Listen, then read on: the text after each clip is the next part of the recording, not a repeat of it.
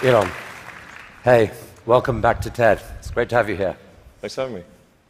So, in the next half hour or so, we're going to spend some time exploring your vision for what an exciting future might look like, which I guess makes the first question a little ironic. Why are you boring?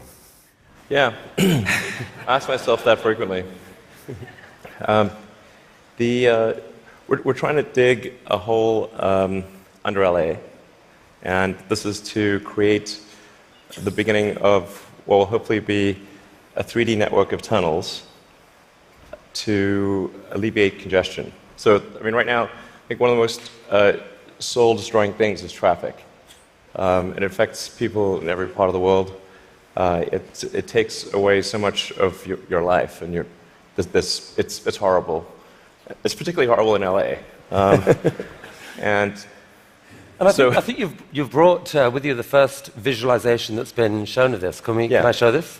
Yeah, absolutely. So this is the first time, just to sort of show what we're talking about. So there are a couple of key things that are important in having a 3D tunnel network. First of all, you have to be able to integrate the entrance and exit of the tunnel seamlessly into the fabric of a city. So by having an elevator, sort of a car skate that's on an elevator, you can integrate the entrance and exits to the tunnel network just by using 2 parking spaces. And then the car gets on a skate. There's no speed limit here, so we're designing this to be able to operate at 200 kilometers an hour, or about 200 kilometers an hour, or about 130 miles per hour. So you should be able to get from, say, Westwood to LAX in 6 minutes, 5-6 minutes. So possibly initially done as like on a sort of toll road type basis. Yeah. Which I guess alleviates some traffic from the surface streets as well. So I don't know if people noticed it in the video, but there's no real limit to how many levels of tunnel you can have. So you can go much further deep than you can go up. The deepest mines are much deeper than the tallest buildings are tall. So you can alleviate any arbitrary level of urban congestion with the 3D tunnel network. This is a very important point. So a key rebuttal to the tunnels is that if you add 1 layer of tunnels, then that will simply alleviate congestion. It'll get used up, and then you'll be back where you started, back with congestion. But you can go to any arbitrary number of tunnels, any number of levels. But people assume traditionally it's incredibly expensive to dig, and that would block this idea. Yeah. Well, they're right. To give you an example, the LA subway extension, which is, I think it's a 2.5-mile extension that was just completed for $2 billion. So it's roughly $1 billion a mile to do the subway extension in LA. And this is not the highest utility subway in the world. It's quite difficult to dig tunnels normally. I think we need to have at least a 10-fold improvement in the cost per mile of tunneling. And how could you achieve that? I guess, actually, if you just do 2 things, you can get to approximately an order of magnitude improvement, and I think you can go beyond that. So the first thing to do is to cut the tunnel diameter by a factor of 2 or more. So a single road lane tunnel would, according to regulations, has to be 26 feet, maybe 28 feet in diameter to allow for crashes and emergency vehicles and sufficient ventilation for combustion engine cars. But if you shrink that diameter to what we're attempting, which is 12 feet, which is plenty to get an electric skate through, you drop the diameter by a factor of 2 and the cross-sectional area by a factor of 4.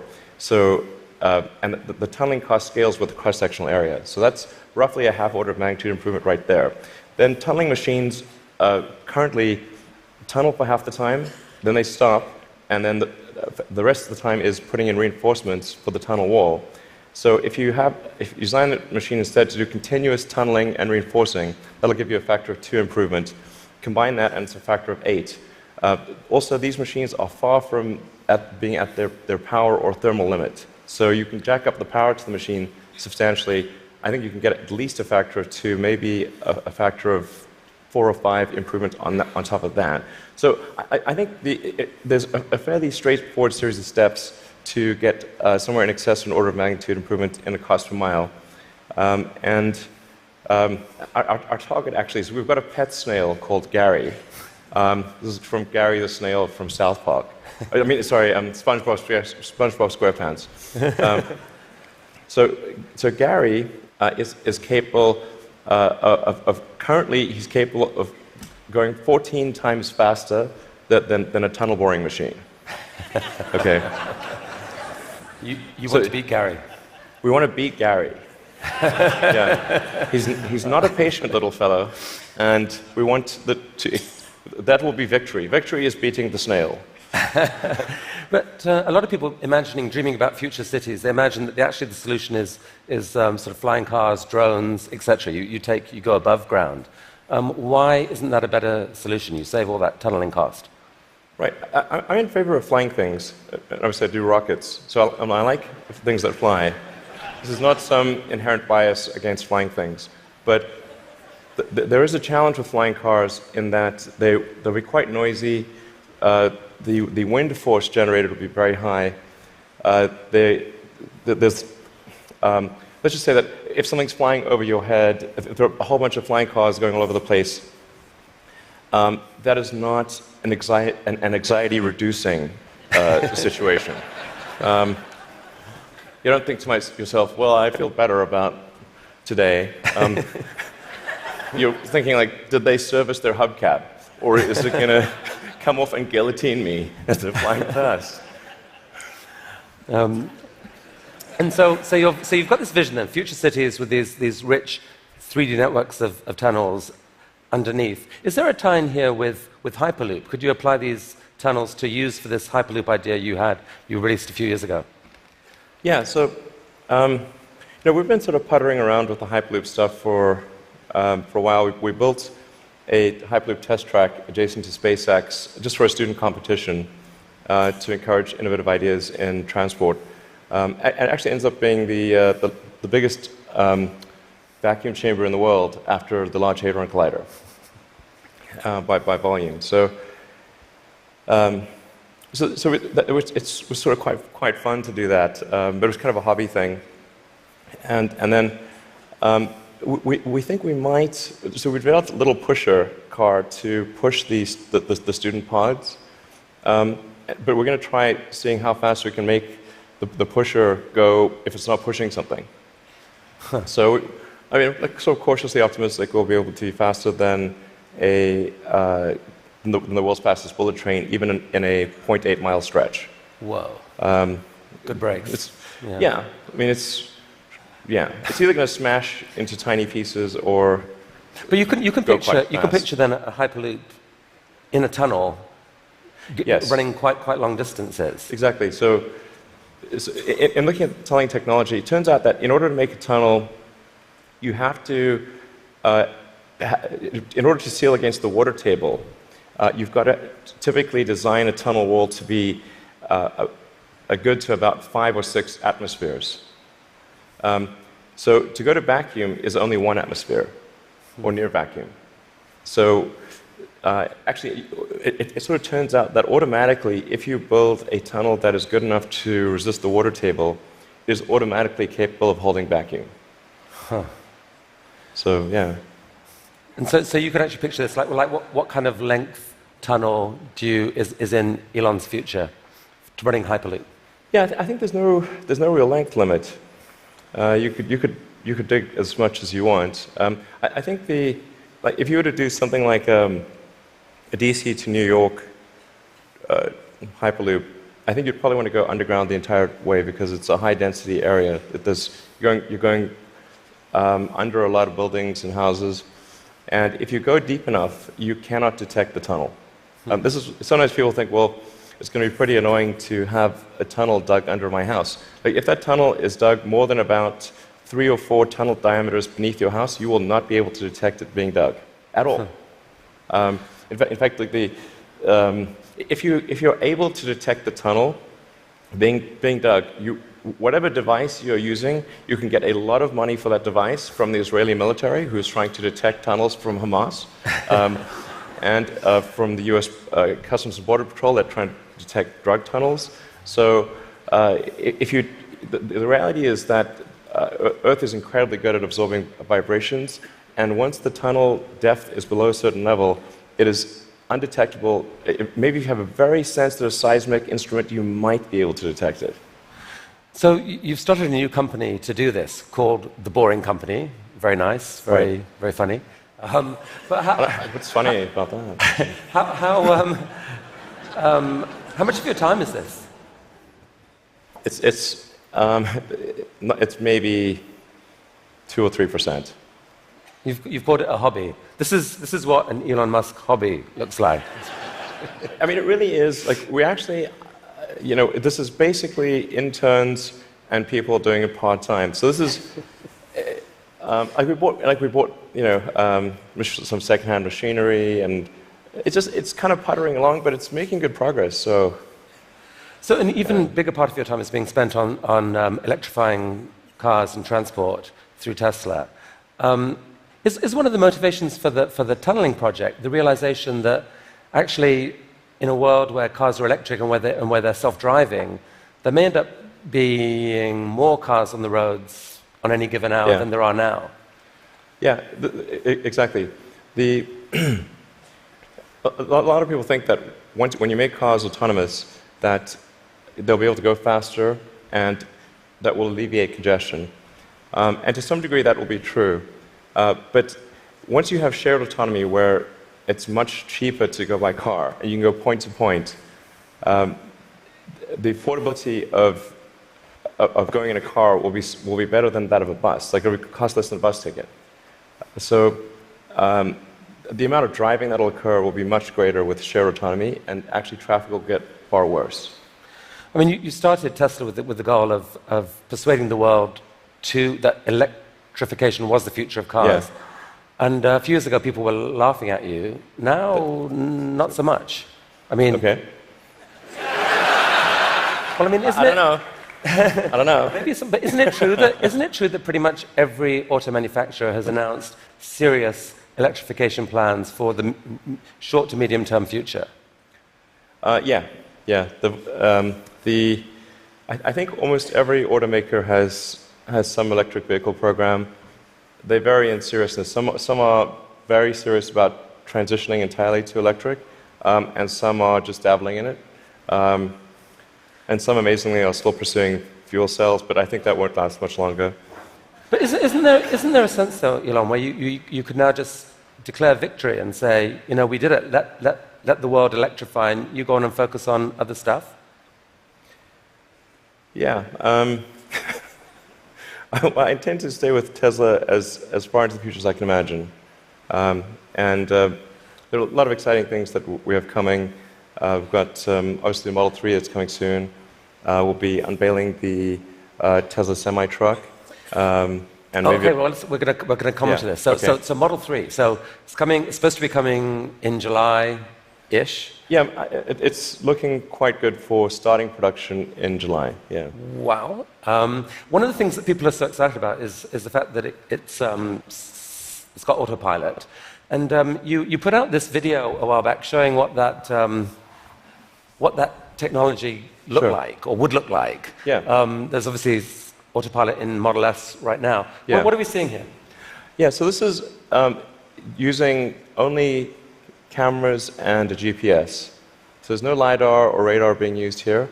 This is just using passive optical, which is essentially what a person uses. The whole road system is meant to be navigated with passive optical or cameras. And so once you solve cameras or vision, then autonomy is solved. If you don't solve vision, it's not solved. So that's why our focus is so heavily on having a vision neural net that's very effective for road conditions. Right. Many other people are going the LiDAR route. You want cameras plus radar is most of it. You can absolutely be superhuman with just cameras. Like, you could probably do 10 times better than humans with just cameras. So the new cars being sold right now have eight cameras in them. Yeah. That they can't yet do what that showed. When will they be able to? I think we're still on track for being able to go cross-country from LA to New York by the end of the year, fully autonomous. Okay, so a car, by the end of the year, you're saying someone's going to sit in a Tesla without touching the steering wheel, tap in New York, off it goes, won't have to ever touch the wheel by the end of 2017. Yeah, essentially November or December of this year, we should be able to go from, all the way from a parking lot in California to a parking lot in New York, no controls touched at any point during the entire journey. Amazing. But part of that is possible because you've already got a fleet of Teslas driving all these roads. You're accumulating a huge amount of data of that national road system. Yes. The thing that will be interesting is that I'm actually fairly confident it will be able to do that route even if you change the route dynamically. So like it's fairly easy. If you say I'm going to be really good at one specific route, that's one thing. But it should be able to go really be very good. Certainly, once you enter a highway, to go anywhere on the highway system in a given country. So it's not sort of limited to LA, New York. We could change it and make it Seattle, Florida, that day, or in real time. So you were going from LA to New York, now go from LA to Toronto. So leaving aside regulation for a second, in terms of the technology alone, the time when someone will be able to buy one of your cars and literally just take their hands off the wheel and go to sleep and wake up and find that they've arrived, how far away is that to do that safely? I think that's about 2 years. So the real trick of it is not, how do you make it work, say 99.9% of the time? Because if a car crashes, say 1 in 1,000 times, then you're probably still not going to be comfortable falling asleep. That's, you shouldn't be, certainly. But by the same time, it's never going to be perfect. No system is going to be perfect. But if you say it's perhaps, the car is unlikely to crash in 100 lifetimes or 1,000 lifetimes, then people are like, okay, wow, if I would live 1,000 lives, I would still most likely never experience a crash, then that's probably okay. To sleep. Maybe, I guess a big concern of yours is that people may actually get seduced too early to think that this is safe, and that you'll have some horrible incident happen that puts things back. Well, I think that the autonomy system is likely to at least mitigate the crash, except in rare circumstances. The thing to appreciate about vehicle safety is this is probabilistic. Right. So that there's some chance that any time the human driver gets in the car that they will have an accident. That is their fault. It's never zero. And so the key threshold for autonomy is how much better does autonomy need to be than a person before you can rely on it. But once you get that literally safe hands-off driving, the power to disrupt the whole industry seems massive, because at that point you've spoken of people being able to buy a car, drops you off at work, and then you let it go and provide a sort of Uber-like service to other people, earn you money, maybe even cover the cost of your lease of that car. Exactly. So you can kind of get a car for free. Is that really likely? Yeah, absolutely. This is what will happen. So there will be a shared autonomy fleet where you buy your car and you can choose to use that car exclusively. You could choose to have it be used only by friends and family, only by 5-star other drivers who are rated 5-star. You can choose to share it sometimes, but not other times. That's 100% what will occur. It's just a question of when. Wow. So you mentioned the Semi, and I think you're planning to announce this in September. But I'm curious whether there's anything you could show us today. I will show you a teaser shot of the truck. Teaser shot. It's live. Okay. No, I no, think that's definitely a case where we want to be cautious about the autonomy features. Yeah. Because that just, we can't see that much of it, but it doesn't look like just a little friendly neighborhood truck. It looks kind of badass. What sort of semi is this? So this is a heavy-duty, long-range semi-truck. So it's like the highest weight capability and with long range. So essentially, it's meant to alleviate the heavy-duty trucking loads. And this is something which people do not today think is possible, because think the truck doesn't have enough power or it doesn't have enough range.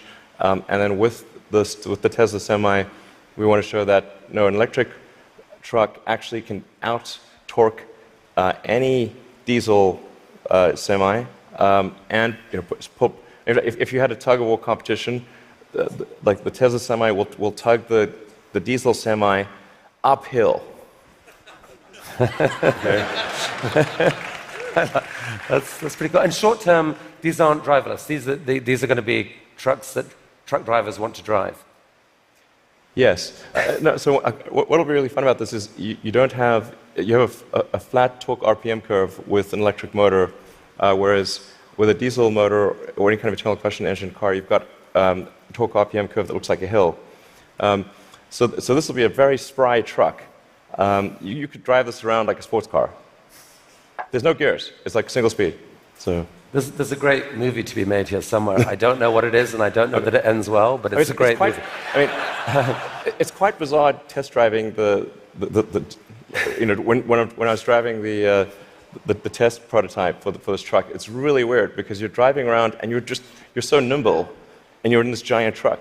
Wait, you've already driven a prototype? I drove it around the parking lot. I was like, this is crazy. Wow. This is not vaporware. This is like wow. Driving this giant truck and sort of making these mad maneuvers. This is cool. Okay, from a really badass picture to a kind of less badass picture. This is just a cute house from Desperate Housewives or something. What on earth is going on here? Well, this illustrates the picture of the future that I think is how things will evolve. You've got an electric car in the driveway. If you look in between the electric car and the house, there are actually 3 power walls stacked up against the side of the house. And then that house roof is a solar roof. So that's an actual solar glass roof. Okay, so that's a picture of a real. Admittedly, it's a real fake house. That's a real fake house. So these roof tiles, some of them have in them basically solar power, the ability to. Yeah, so the solar glass tiles where you can adjust the texture and the color at a very fine-grained level, and then there's sort of micro louvers in the glass, such that when you're looking at the roof from street level or close to street level, all the tiles look the same whether there is a solar panel behind it or a solar cell behind it or not. So you have an even color from the ground level. If you were to look at it from a helicopter, you would be actually able to look through and see that some of the glass tiles have a solar cell behind them and some do not. Right. You put them in the ones that are likely to see a lot of sun. Yes. And that makes these roofs super affordable, right? They're not that much more expensive than just tiling the roof. Yeah. We're very confident that the cost of the roof plus the cost of electricity, that a solar glass roof will be less than the cost of a normal roof plus the cost of electricity. So in other words, this will be economically a no-brainer. We think it will look great, and it will last. I mean, we thought about like having the warranty be infinity, but then people thought, well, that might sound like we were just talking rubbish. But actually, this is toughened glass. Like well after the house has collapsed, and there's nothing there, the roof the glass tiles will still be there. Okay, so I think you're rolling. This is cool. So you're rolling this out in a couple weeks' time, I think, with four different roofing types. Yeah, we're starting off with two initially, and then the second 2 will be introduced early next year. And what's the scale of ambition here? How many houses do you believe could end up having this type of roofing? I mean, I think eventually almost all houses will have a solar roof. Now the thing is to consider the time scale here to be probably on the order of 40 or 50 years. So on average, a roof is replaced every 20 to 25 years. So, but you don't start replacing all roofs immediately. But eventually, if you say we were to fast forward to, say, 15 years from now, it will be unusual to have a roof that does not have solar. Is there a mental model thing that people don't get here that there's been, because of the shift in the sort of cost economics of solar power, that like most houses actually have enough sunlight on their roof pretty much to power all of their needs. If you could capture the power, it could pretty much power all their needs, right? You could go off grid, kind of. Yeah, it depends on where you are and what the house size is relative to the roof area. But yeah, it's a fair statement to say that most houses in the US have enough roof area to power all the needs of the house. Okay, so the key to the economics of the cars, the these houses, is the falling price of lithium-ion batteries, which you've made a huge bet on as Tesla. In many ways, that's almost the core competency. And you've decided that to really own that competency, you just have to build the world's largest manufacturing plant and kind of double the world's supply of lithium-ion batteries. Yeah. With this guy. What is this? Yeah, so that's the Gigafactory. The progress so far in the Gigafactory. Eventually, you can sort of roughly see that there's sort of a diamond shape overall, and when it's fully done, it'll look like a giant diamond, or that's the idea behind it. And it's aligned on true north. There's a small detail there. And capable of producing eventually like 100 gigawatt hours of batteries a year? 100 gigawatt hours. We think probably more, but yeah. And they're actually being produced right now already here, right? Yeah, we're in production already. You guys put out this video. Yeah. I mean, is that speeded up, or? That's the slowed down version. How fast does it actually go? Well, when it's running at full speed, you can't actually see the cells without a strobe light. It's just blur. And one of your core ideas, Elon, about what makes an exciting future is a future where we no longer feel guilty about energy. Help us picture this. I mean, how many gigafactories, if you like, does it take to get us there? It's about 100, roughly. It's not 10, it's not 1,000, most likely 100. See, I kind of find this amazing. Like, you can actually picture, if that's right, you can picture what it would take to move the world off this vast fossil fuel thing. It's like you're building one, costs $5 billion, maybe the next one, or whatever, $5 to $10 billion. Yeah.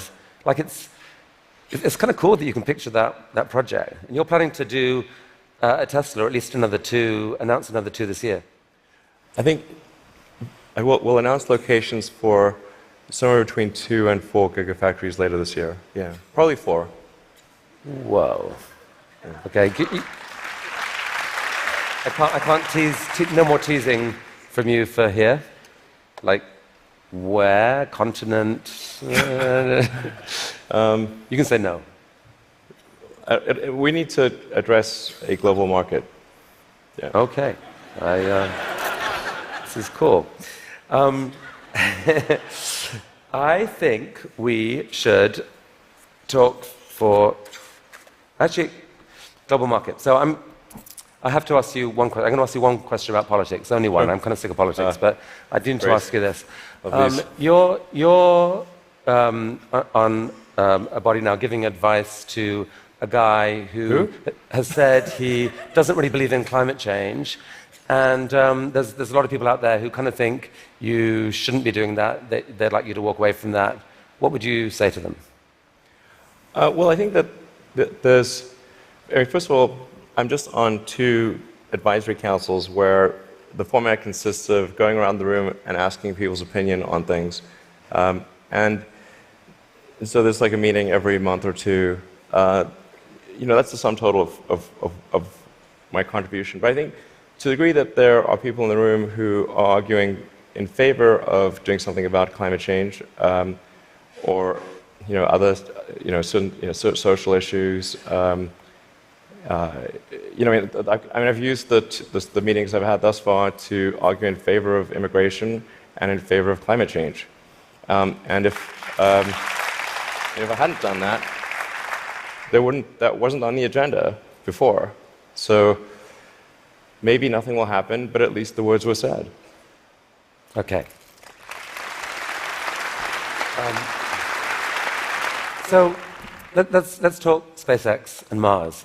Last time you were here, you spoke about this, what seemed like a kind of incredibly ambitious dream to develop rockets that are actually reusable. And you've only gone and done it. Yeah. I mean, talk us through this. What are we looking at here? Yeah, so this is one of our rocket boosters coming back from very high and fast in space. So it just delivered the upper stage at high velocity. I think this may have been a sort of a Mach 7 or so delivery of the upper stage. Yeah. So that was a sped up. That's the slowed down version. Yeah. That was the sped up version. But I mean, that's amazing. And several of these failed before you finally figured out how to get to do it. But now you've landed. You've done this 5 or 6 times. I think we're at 8 or 9 or something. Yeah. And for the first time, you've actually reflown one of the rockets that landed. So we landed the rocket booster, and then prepped it for flight again and flew it again. So it's the first reflight of an orbital booster where that reflight is relevant. So it's important to appreciate that reusability is only relevant if it is rapid and complete. Right. So like an aircraft or a car, the reusability is rapid and complete. You do not send your aircraft to Boeing in between flights. Right. So this is allowing you to dream of this really ambitious idea of sending many people to Mars in 10 or 20 years time, I guess. Yeah. In the next 20 years. And you've designed this outrageous rocket to do it. Help us understand the scale of this thing. Well, I think visually you can see that's person. Yeah, and that's the vehicle. So if that was a skyscraper, that's like a 40. Did I read that? 40 stories. Yeah, maybe a little more. Yeah.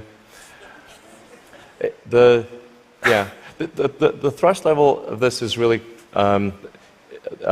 this configuration is about 4 times the thrust of the Saturn V moon rocket. 4 times the thrust of the biggest rocket humanity ever created before. Yeah. I mean, as one does. Yeah. I mean, in units of 747, 747 is only about a quarter million pounds of thrust. So there are for every 10 million pounds of thrust, there's 47. So this would be the thrust equivalent of 120 747s, with all engines blazing. And so even with a machine designed to escape Earth's gravity, I think you told me last this thing could actually take a fully loaded 747, people, cargo, everything, into orbit. Exactly. This can take a fully loaded 747 with maximum fuel, maximum passengers, maximum cargo on the 747. This can take it as cargo. So based on this, you presented recently this interplanetary transport system, which is visualized this way. And this is a scene you picture, in 30 years' time, 20 years' time? People walking into this rocket. I mean, I'm hopeful it's sort of in the 8 to 10 year time frame. Aspirationally, that's our target. Our internal targets are more aggressive, but I think,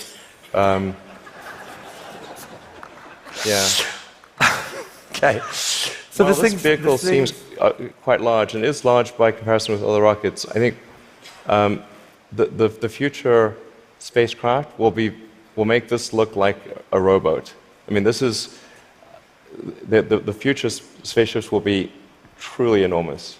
Why, Elon? Because why do we need to build a city on Mars with 1 million people on it in your lifetime, which I think is kind of what you've said you'd love to do.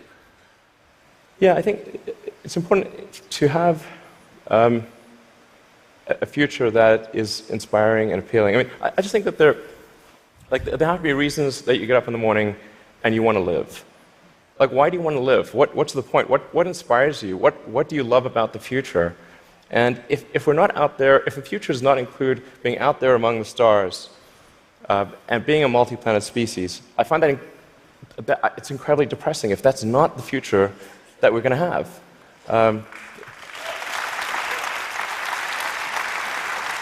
People want to position this as an either-or, that there are so many desperate things happening on the planet now, from climate to poverty to, you pick your issue.